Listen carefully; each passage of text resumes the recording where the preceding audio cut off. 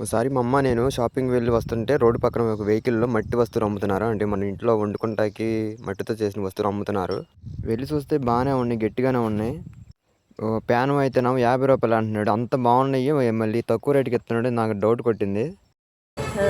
మట్టి కదా మట్టి కదా అది మట్టితో చేసిందా లేదా అని చెప్పి మా అమ్మతో కొంచెం డిస్కషన్ చేసిన తర్వాతే అది మట్టితో చేసిందని తేలాక 3 వస్తువులు అయితే తీసుకున్నాము. ఒకటైతే పెద్దది తీసుకున్నాం. దీనిలో అయితే రైస్ వండుకోవచ్చు, కూర వండుకోవచ్చు, కానీ రైస్‌తో వండుకోవచ్చు ఇది. ఇంకోటేమో చిన్నగా కర్రీ వండుకుంటాకి ఇంకోటి తీసుకున్నాం చిన్నది దీనిలాగానే.